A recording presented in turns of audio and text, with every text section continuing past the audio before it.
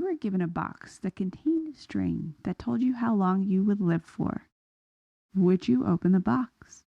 Would you find out how long you will live for? Or would you rather not know? That is the question that is asked by everyone in the book, The Measure, by Nikki Erick. But instead of the book trying to solve the mysteries of the boxes and how they ended up there in the first place, this book follows a number of different characters as they live in the new reality of the boxes. In this episode, we will discuss the plot, characters, and themes of The Measure.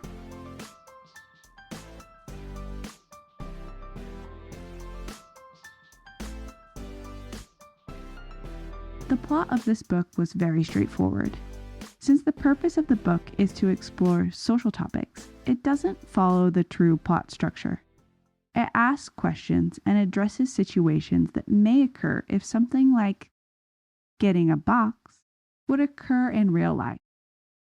It's clear to me that this book was written during the pandemic because it explores many of the issues and concerns that were being raised during the pandemic, such as how to find peace when life feels out of control. Is the information that I'm reading true? What can I do to make a difference? And what can I do with my life to give it meaning? In the exposition, we meet Mira and Ben, who are our main characters.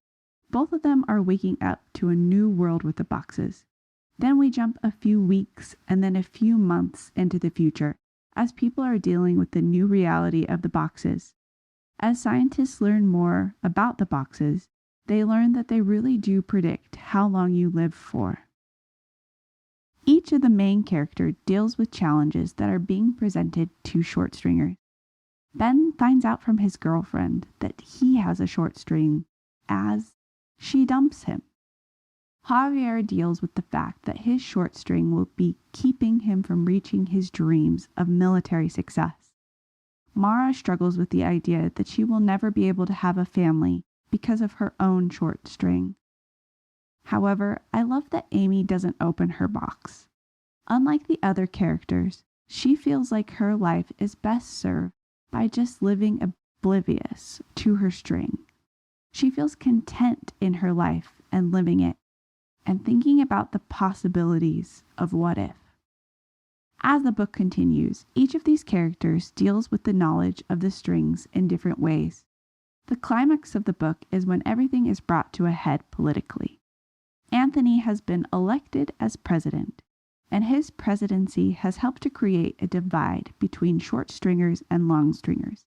And yet all of the characters in the novel are realizing that their lives shouldn't be determined by their strings. All of the characters are at a rally, and that seems to be the turning point towards hope in the book. At this rally, a young woman from Africa starts a movement that reminds people that short strings are just as valuable as long strings, and that we should go back to living our lives that way. She reminds people that we are more alike than unalike. Then everyone realizes that the strings are not as big of a deal as we were making them out to be.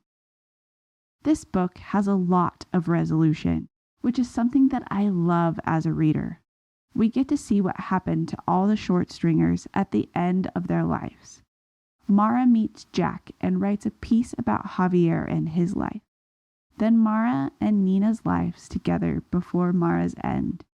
And then at the most heartbreaking part of the book, Ben and Amy pass away, and Nina takes care of their children. This really tugs at your heartstrings. However, I think that we learn so much with their passing and Nina's new life. The structure of this book does a great job at helping us to understand the themes and the ideas in the novel. But before we dive into themes, let's talk about characters. This book uses characters to explore the ideas in the book, so all of the characters are so well developed and realistic. The character I related most to was Amy.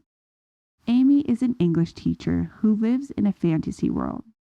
She sees the importance of talking to her students about the strings and celebrating the people who had short lives but still made a difference, and vice versa.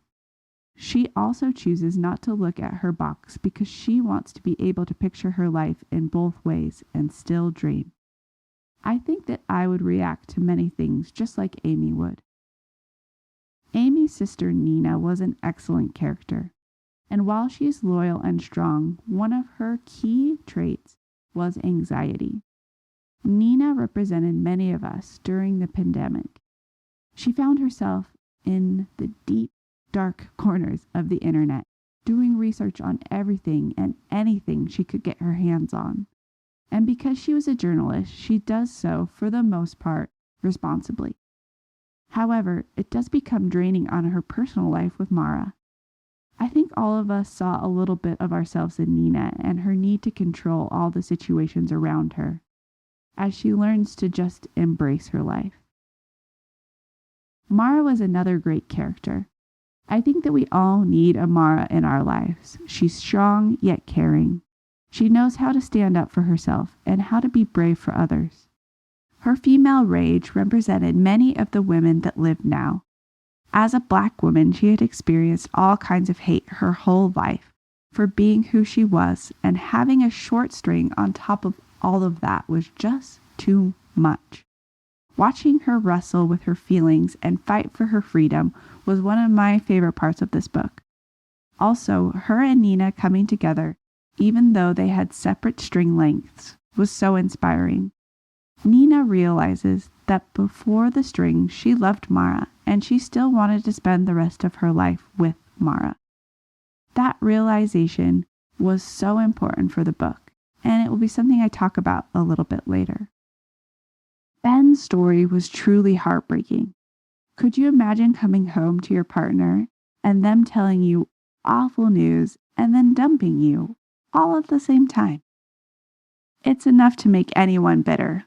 Yet he's able to make peace with it and have a great life with Amy. Ben's journey was important for the novel because he was such a solid and reliable character. Yes, he showed growth by accepting his fate, but for most of the book, he remained consistent. He does his job, and he was just a genuine, good person. Even though his string was short, he lived his best life, and he and Amy were happy. Javier and Jack gave the book more depth. While the journey of other characters was interesting, I was drawn to these two characters and their friendship. Both of these two were stuck on paths and were able to aid each other by simply switching strings.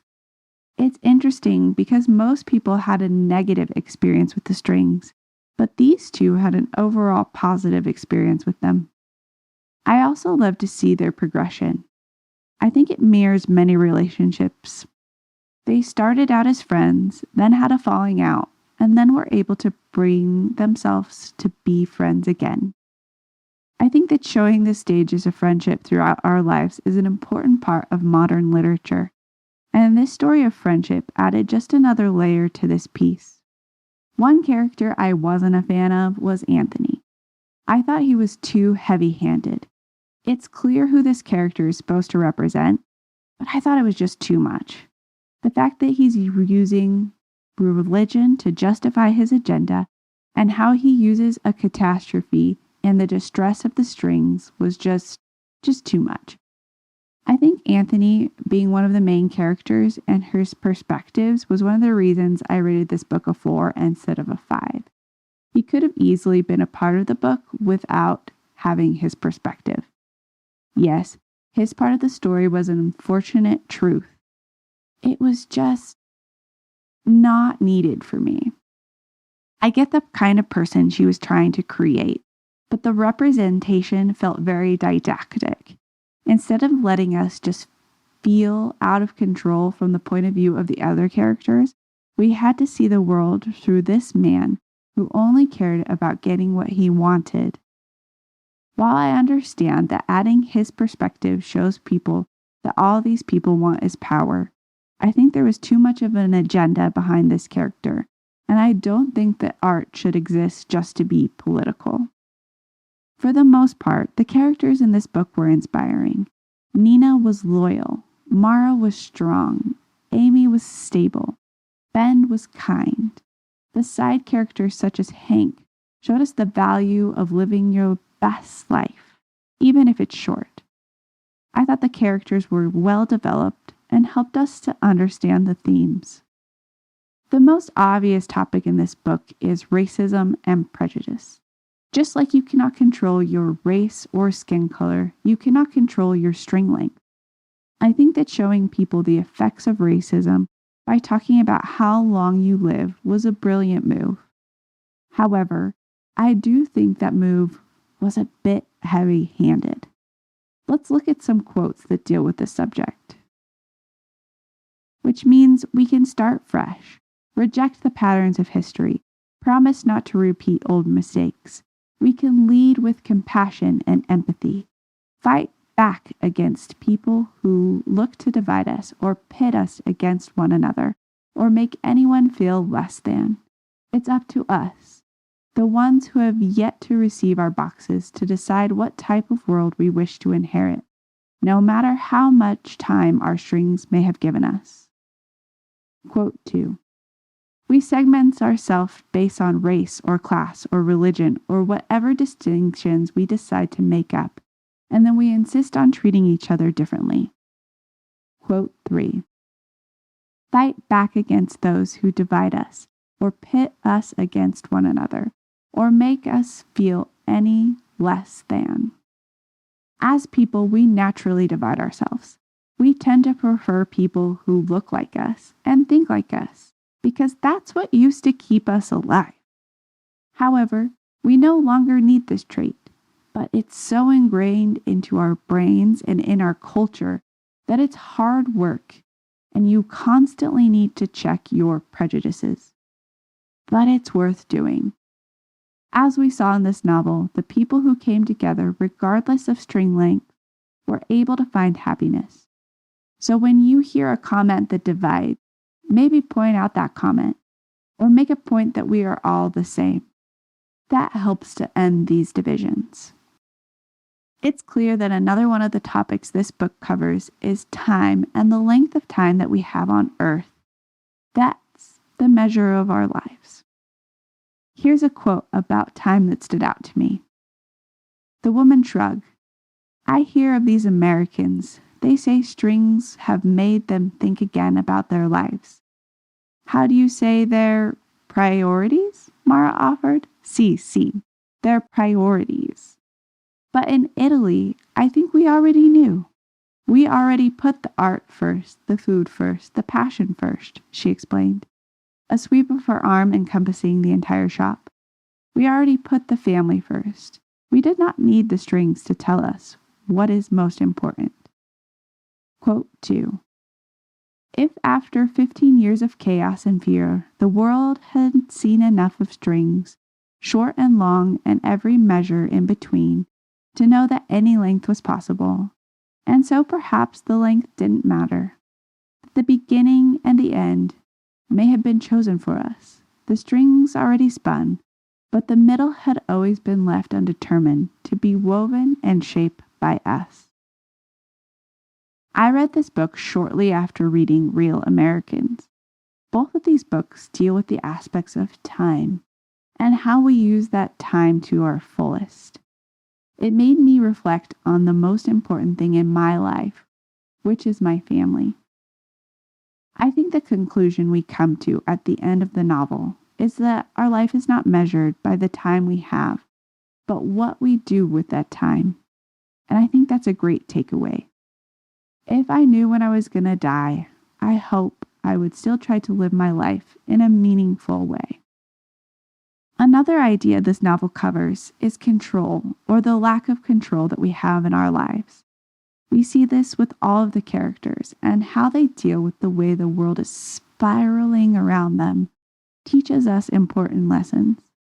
Nina tries to control her life by researching everything that comes up. She spends hours of her time deep diving into the depths of the internet and talking to people on discussion boards. This obsession is definitely something that felt familiar to me and probably rang true to many of us who lived in the pandemic. There was so much information online about COVID, information that was true, and information that existed to sow fear and discord. Just like with information about the strings, I'm sure many of us pored over all of this information, not knowing which of it was true and which of it was lies. I think the way Erick captured the fear and uncertainty was so important. I love how Mara helps Nina to step away from the material.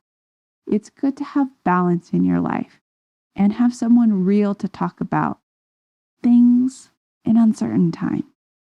Mara dealt with this out of control situation by getting angry. She spent much of this book feeling frustrated and misunderstood and burnt out. Again, these are all familiar emotions to us, especially with how much we are bombarded with on a daily basis. I think that the author allowed her to feel mad, but then allowed her to find peace and happiness through Nina. In Mara and Nina's trip to Italy, the two are reminded of the important things in life, and then they decide to get married. This moment was a crucial turning point in the book for both of these characters, and while I'm sure they still had their struggles, they seemed genuinely happy, even though everything around them was still not perfect. Ben also feels anger in the book, and rightfully so. He deals with this anger by writing about his feelings to a friend, or to a person he didn't know. I think that this is a great way to deal with feelings that feel out of our control. By writing our thoughts down, we're able to leave them on the page and reflect on them. I thought this was a great way to show a way you can deal with things. Jack felt like much of his life was scripted for him, and there was not much he could do to control that script. From the time he was born, he only had one path laid out for him, and that seemed to be a trap. And leaving this made him feel so guilty about his choices. However, by switching with Javier, he was able to free himself from this path. And though both of them felt guilty about the switch, it was also so important. Jack and his grandfather were one of my favorite additions to the novel. Jack never gave up on being friends with Javier and realized the importance of having him in his life. That made me smile. He also gave Javier a chance to be more than he could have been. Both of these people were changed by just a flip of the script. So maybe we just need to look at something from a different perspective.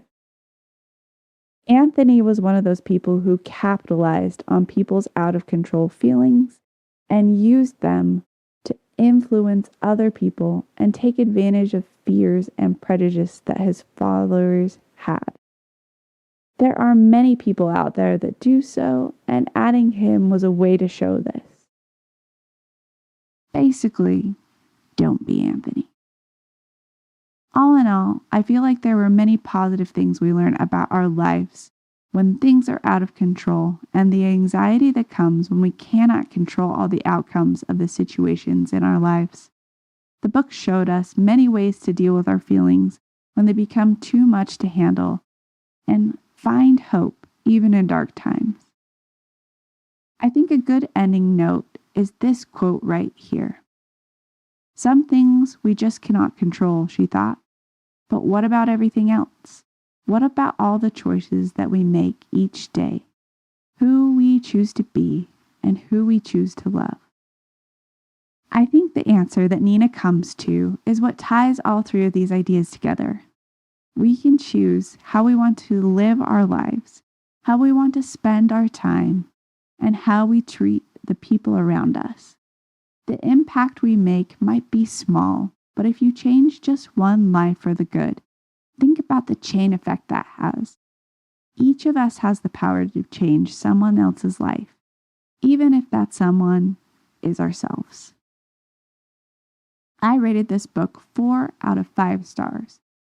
I do think at times this book borders on the line of art and politics.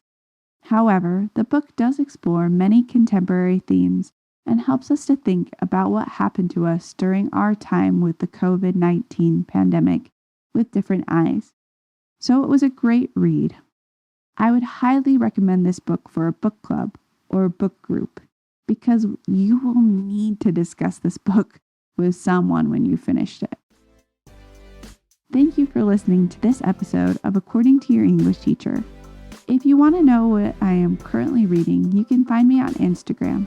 My account is at according.toyourenglishTeacher. I'm also on Goodreads and TikTok. I'd love to connect with you on any of these platforms. Also, if you wouldn't mind leaving this video a thumbs up or leaving the podcast a review, that would be amazing. Also, if you have not yet subscribed to the podcast, please make sure you do. This will let you know when I post new videos and is completely free to you. Your interaction with this podcast makes all the difference and helps me continue to talk about books, and it helps to grow our community. I'd like to leave you with one last quote. The great American writer Ralph Waldo Emerson wrote, "It's not the length of life, but the depth of life. You don't need a long lifetime to make an impact on this world. You just need the will to do so." This episode was written by me, Sam Gunther, and edited by Dallin Gunther. The music was done by Tom Brinton. Please join us next week as I review the books I read in August. As always, thanks for listening and happy reading.